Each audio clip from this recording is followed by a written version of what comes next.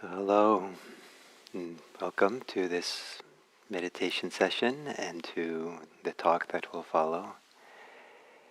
And as an introduction, I want to use an analogy that if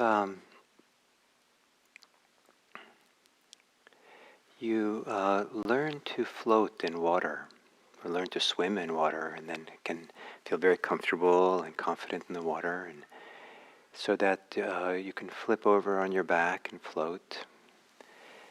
Maybe you're even in a salted body of water, a salted lake, or something that you're with the salt. We're even much more buoyant, and just stretch back, lay, and float on the water.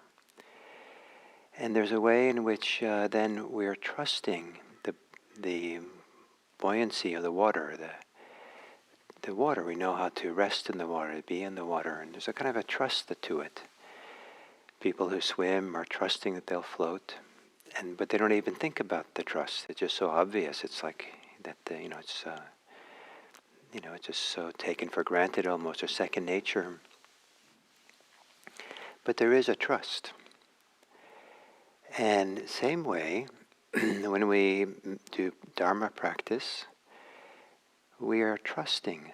We're learning to trust something that holds us up. The word Dharma, the etymology of it literally means that which supports, something that holds up.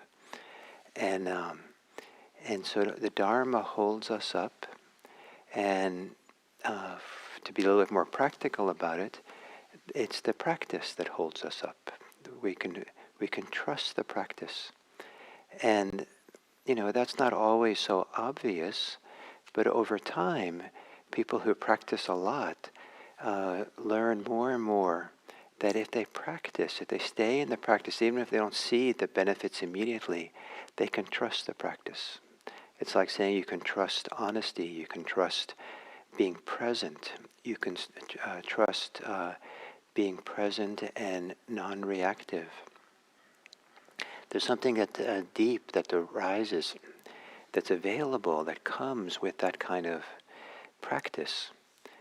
And but more broadly, people will trust the Dharma sometimes, and that means trusting some of the basic principles, trusting non-harming, trusting being ethical, trusting kindness, compassion, and so to put the meditation practice in the context of this kind of trust. And if you're new to meditation, the trust obviously and appropriately won't be there. But as we keep practicing, the trust infuses the practice, or is connected to the practice that we do.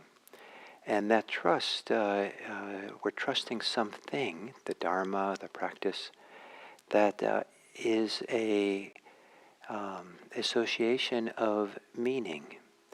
We're assigning a certain kind of characteristic to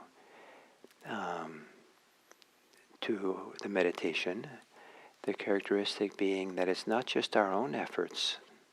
There's something else very profound, maybe even more important than what we do, that holds us up. Maybe the practice becomes second nature, to float in the practice, in the Dharma.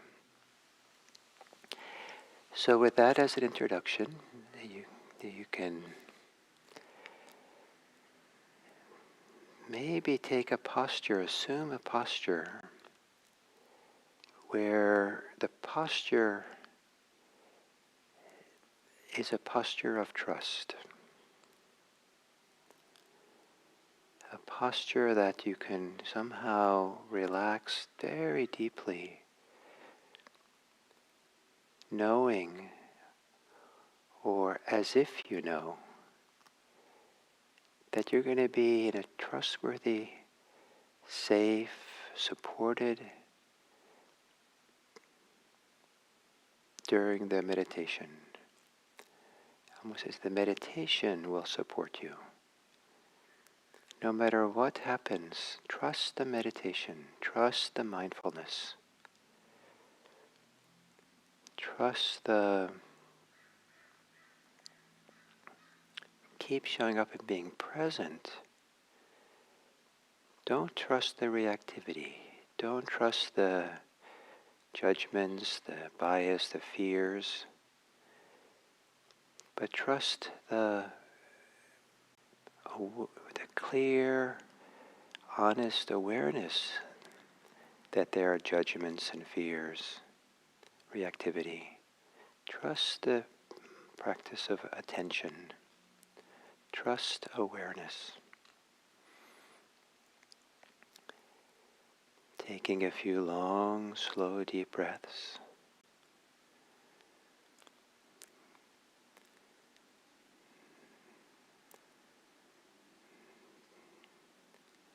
Breathing in deeply, preparing yourself for going into the water or into a delightful place where you can trust. If water is not a good analogy, maybe your mattress is trusting going to bed, laying there.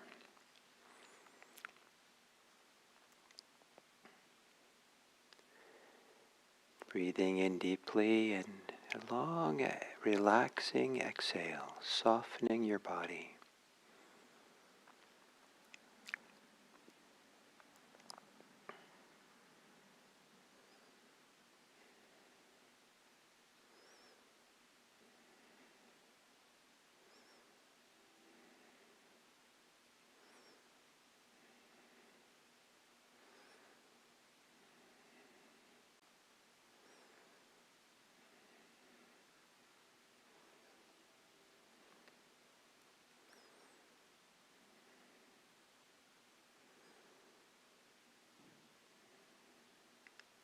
Letting the breathing return to normal. Maybe on the exhale, relaxing into your body. Maybe like you're lowering yourself into a pool of water. As you exhale, lower yourself into your body.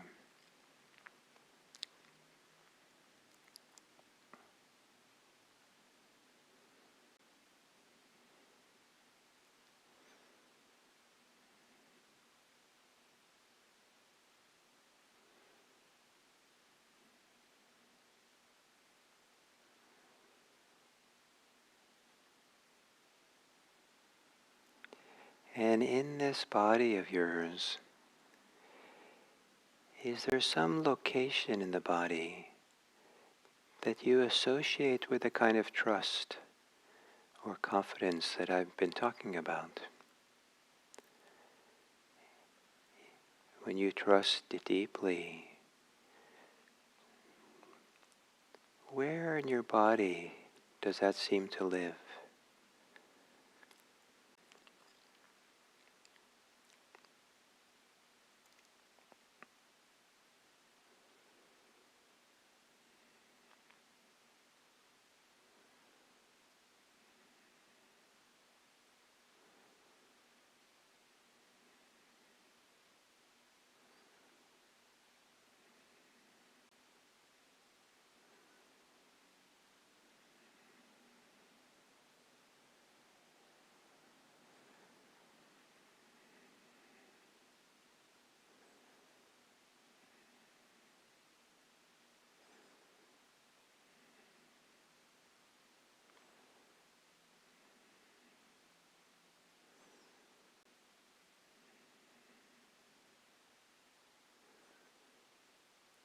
And so sitting here, maybe breathing through this place, breathing from it,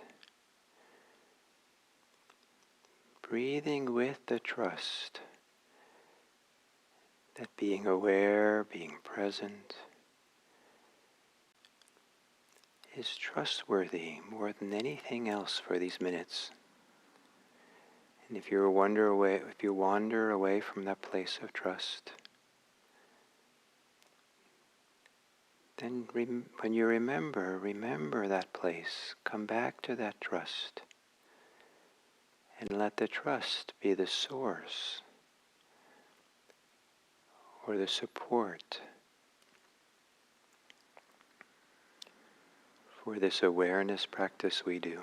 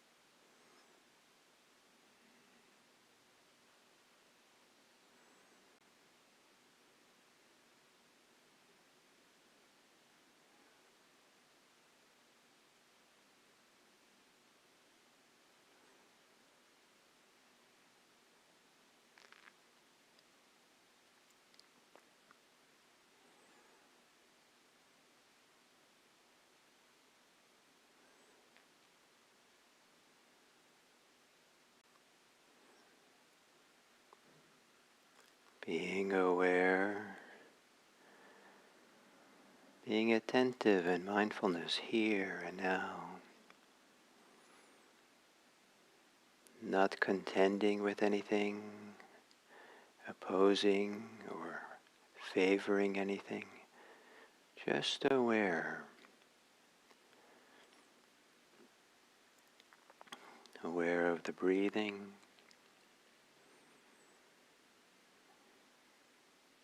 the body,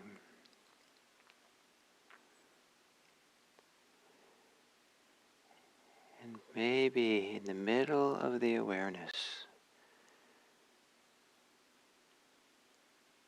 can there be trust?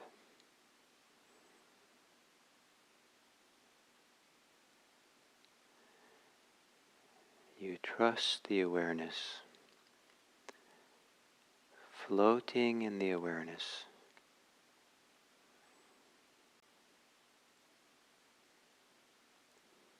Not so much doing awareness, but resting in it, allowing it, floating.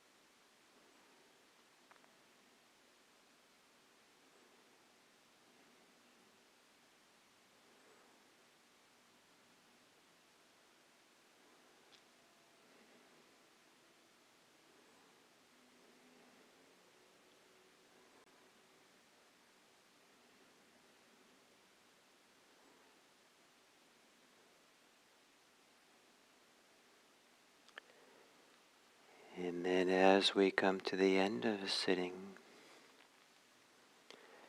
a meditation where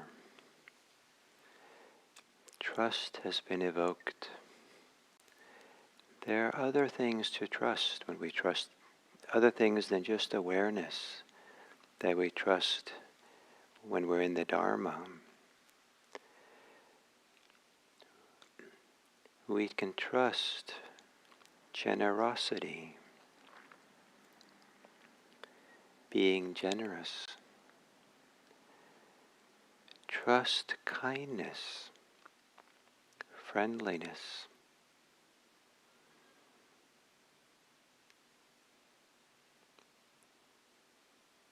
Trust compassion and care.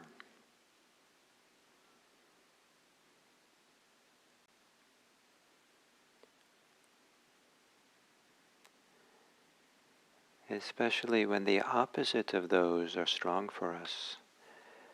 We have to be careful not to trust those. We have to learn to practice with them and be wise about it. But the idea of entrusting ourselves to them, giving ourselves over to being greedy or miserly, being unkind, mean, angry, hostile, uncaring.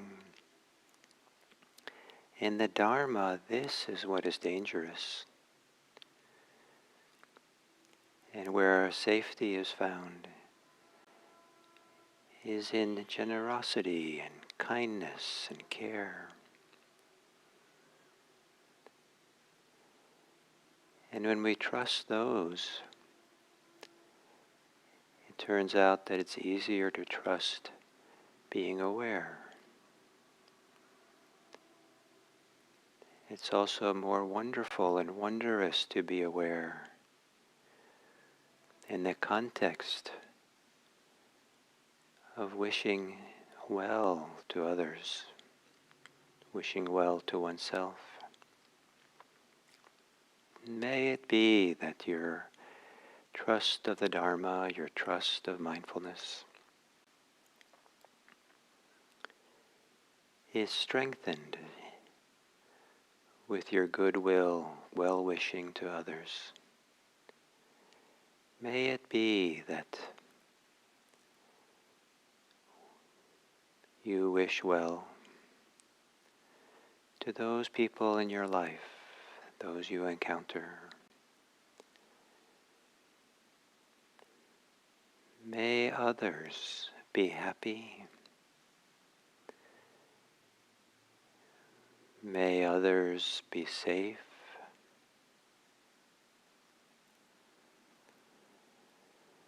May others be peaceful. May others be free. And may I trust enough, may each of us trust enough to float on those wishes, to act on those wishes. May we benefit, bring benefit and welfare to others.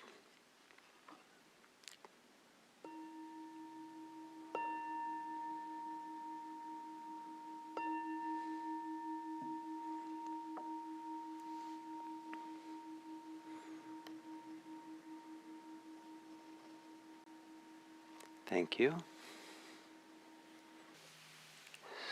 So this is the last talk on the theme of meaning in the connection to doing practice, doing meditation practice.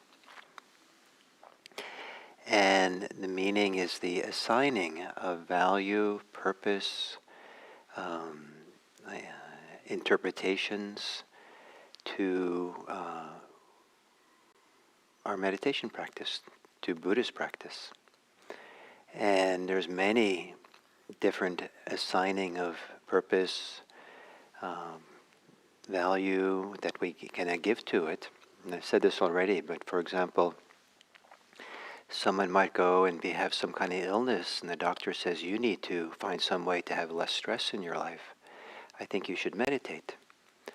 And so the assigned meaning and purpose of meditation is that it's for de-stressing. And the primary interpretation, understanding of what meditation is a form of de-stressing.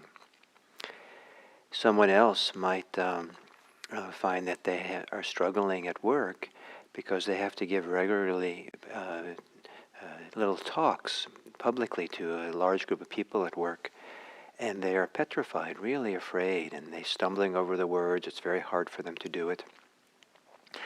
And they think, I need to find some way to calm down and to work with my fear.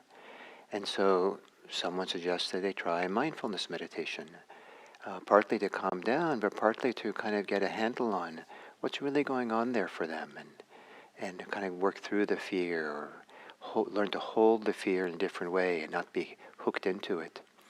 And so that becomes the assigned meaning, purpose, value of it, is to help them work with their fear. Someone else might feel that in some unclear way, they have been suffering much of their life. There's been a sense of heaviness or despair or strain that they kind of live with. And even when they go on vacation, there's something not quite right. There's a dissatisfaction. And then they hear maybe some Buddhist teaching. And a classic little example for some people is they hear the teachings of the Four Noble Truths, and they say, wow, no one's ever talked about so putting front and center that there is suffering in this world. And everyone I've talked to before is trying to get away from it or say it's not really there. It's kind of trying to paint a nice picture how wonderful this world is. And I just see suffering everywhere, and hear these teachings say, yes, there is suffering. But they didn't stop there. They said there was a cause and a possibility of freedom from that suffering. And they have a path, they have a practice for doing that. And that just kind of, so that excited them, that kind of buoyed them, and kind of said, yes, this is what I want to do, and motivated them. So now the assigned meaning, purpose, value of meditation has to do with some of the deeper existential issues of being a human being that person has. Some people do the practice of meditation, do other things that somehow open their mind dramatically, release them from ordinary kind of states of being in the world where it's so strong, me versus you, and so strong like we have to kind of chase after our thoughts or have our thoughts chase after us, or very strong sense of kind of alienation from everything or for the world, or all kinds of ways in which people live. And somehow, something they do, time in nature, time with a lover, taking a psychedelic, or meditating. And in meditation, deeper and deeper, they might get released from so much of the holding patterns and tightness and constrictions of their mind, their clinging, their wanting, their fear. And they start having a taste, a feeling, an experience of what it's like to not have any of those present, to be able to breathe easily, to feel a sense of freedom, to feel a sense of intimacy with the world, a very different relatedness to the world around us and to other people that feels so much more meaningful than anything else. Meaningful perhaps because the alternative way of being hurts, is challenging, is stressful. And it feels really good. It feels healthy. It feels more natural to not be caught up in the fears and the desires and the greeds and the conceits that we can happen. And wow, this is health. This is psychological, spiritual health. Some people, it's not just psychological. It feels so pervasive throughout their life, pervasive throughout their consciousness and how they touch the world or see the world or perceive everything, that to call it psychological seems to limit it to something kind of bounded or small, that this is big, this is everything.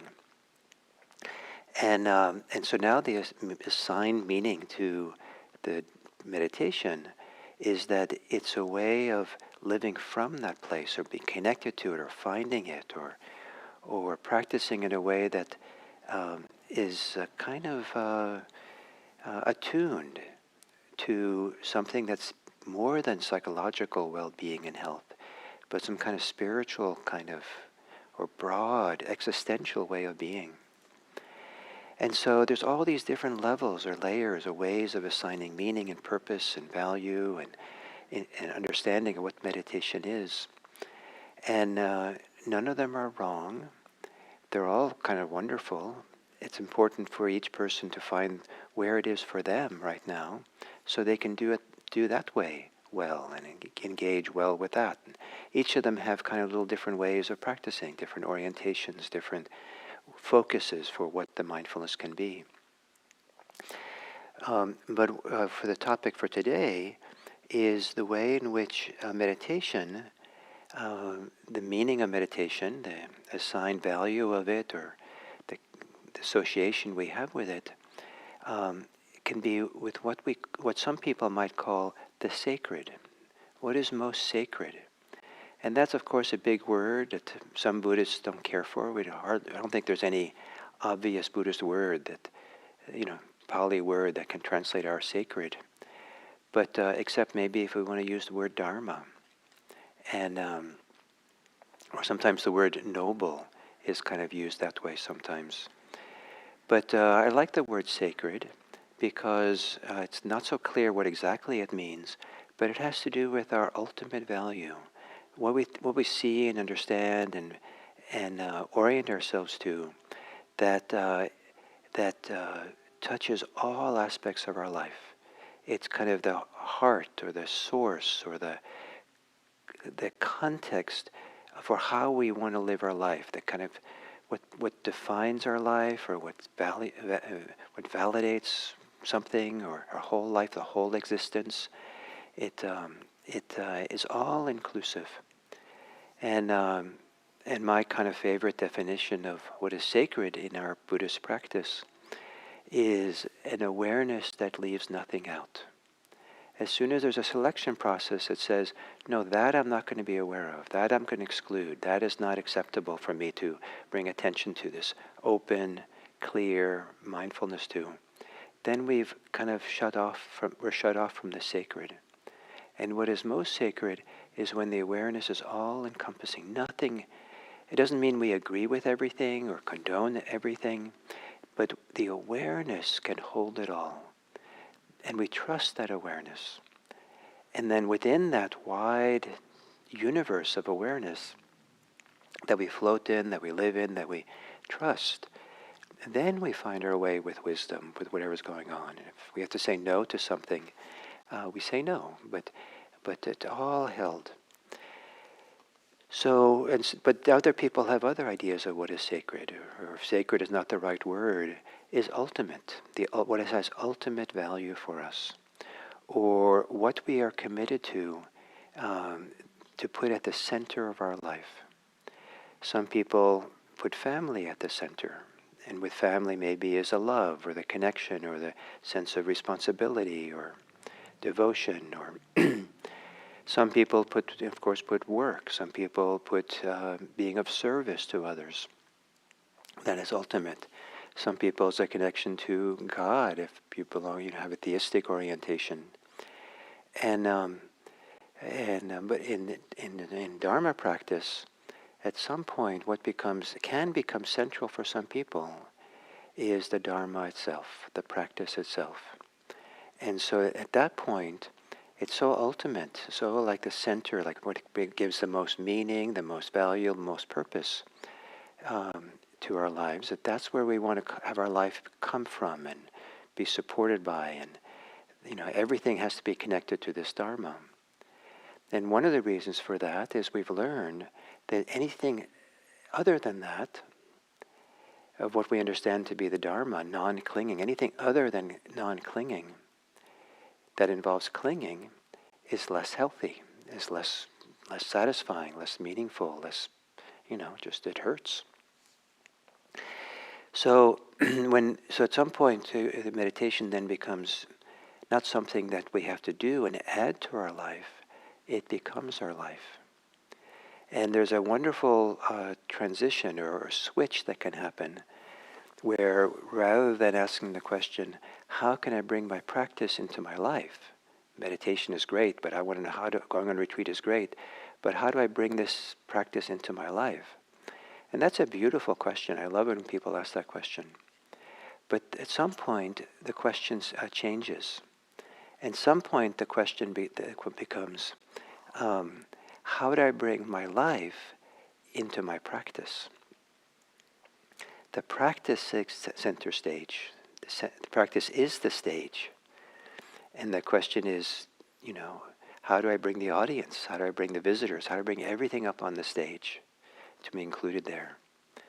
Rather than, our ordinary life is the stage, and the practice is one of the people in the audience that gets invited in to be part of the play.